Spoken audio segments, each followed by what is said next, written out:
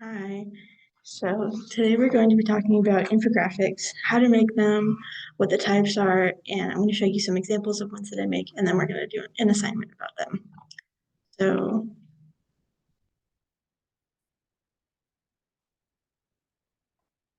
first of all, what are infographics?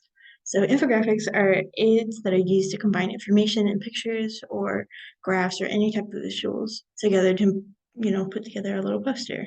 And why we use them is for education. There's a lot of different reasons why we could use them, but mostly because of for educational purposes. So like to show like marine debris and stuff like that. Show information. So, about someone, about anything really, and to show demographics. So graphs, tables, charts, things like that. So the first type we're going to be talking about is statistical. So these infographics usually have graphs and pie charts and bar graphs. So as you can see here, this one has a big pie chart on it, and it has a bar graph at the bottom. And this one is just an example one, doesn't have any actual information on it. It's just to show what it could look like. It actually shows the statistics, so they're usually outlined or labeled, stuff like that.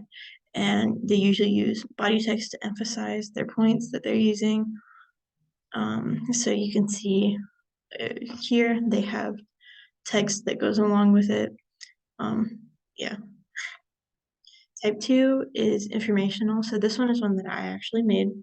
Um, and these ones include icons and simple graphs. So as you can see here, there's a simple graph, and lots of pictures, lots of icons, stuff like that, and blogs and summaries. So stuff like this, where it's just little tiny boxes of text just to explain what's happening and stuff like that. And informational ones can be pretty much about anything. Mine is on pollinators, for example.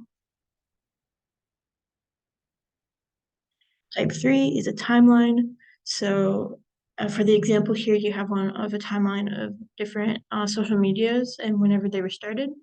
So these ones show information over time. So this one you can see it goes from 2002 to 2010. They include logos, pictures, and descriptions. So as you can see here, it has all of that. Timeline ones can be about also anything. They can be about historical figures, historical events. This one, for example, social media, anything that you can put on a timeline.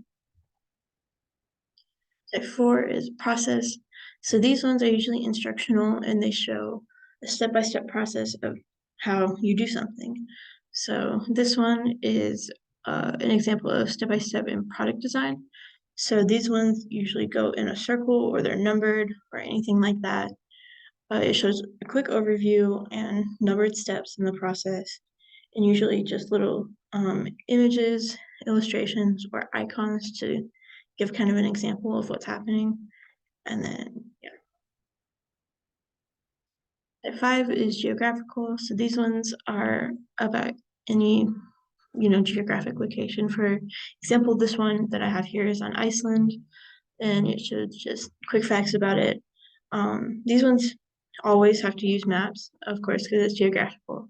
Um, they can be anything of, US maps, world maps, anything like that, and they can show populations, locations, statistics, demographics, or just, quick facts about stuff that's happening on that in that geographic location.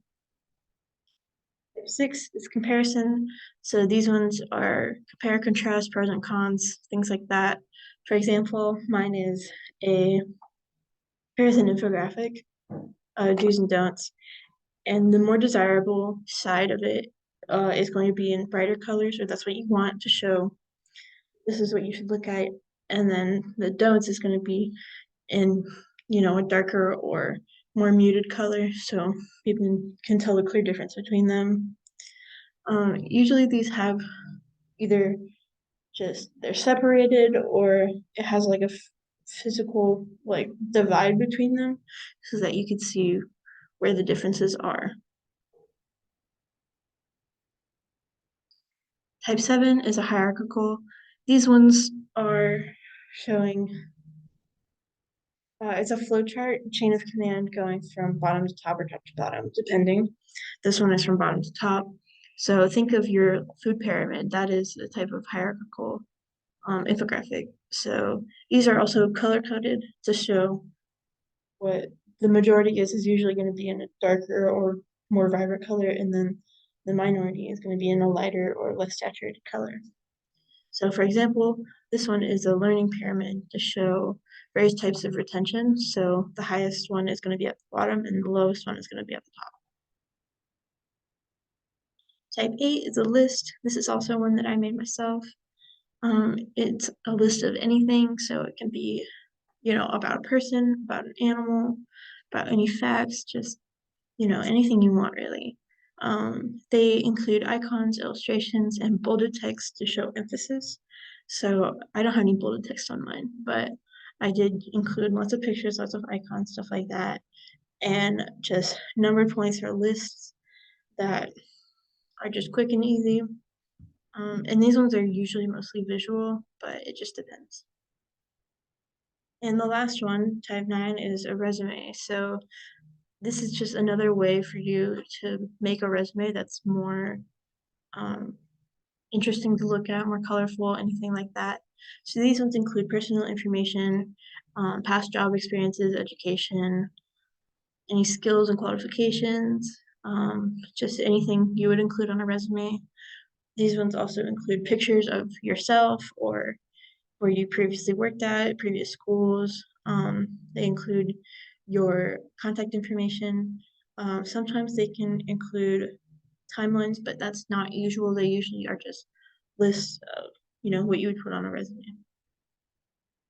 So next I want to talk about design choices. So whenever you're making an infographic, you want to make sure that the colors are concise and they go well together so that it's easy to look at and so that people don't, just not want to look at it. Um, a good thing that I use whenever I'm making my infographics is color palettes. So see here you have a color palette example, and these numbers and letters at the bottom are called hex codes. You can enter these in PowerPoint or Word or anything, and you can get specific colors so that you can use those as your text or your background colors. A lot of the times if you're making an infographic about something specific, so let's say like a specific picture you want to use, you can get the color palette from that picture and use that. Or if you're doing something based on a company, you can use that company's colors. So in their logo, if they have red, white, and blue, you can use those in your infographic.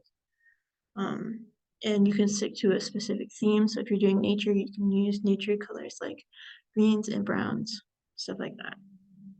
Make sure you use images, icons, and graphs that relate to the topic of your infographic. So if you're doing something on marine debris, don't include a picture of like pollinators because that doesn't relate to it and it's just confusing. Use pleasing color combinations. So right here I have an image of what is good color combinations with different background colors. So a lot of the time you want to use either um, dark text on a light background or light text on a dark background. So, for example, you can do yellow text on a black background or white text on a black background, but it's not good to use like yellow text on a white background or yellow text on a green background because then you can't read the text. Lastly, you can do mixing different types of infographics. So you can mix together, let's say, a timeline and also a list so that you can have different points of information for your viewer to go off of. So for our assignment today, we're going to be creating our own infographics, and they're going to be based on a job that you want or that you already have.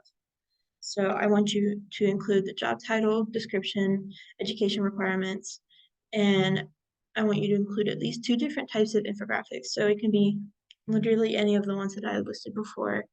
You might not want to use resume for this one, but you can.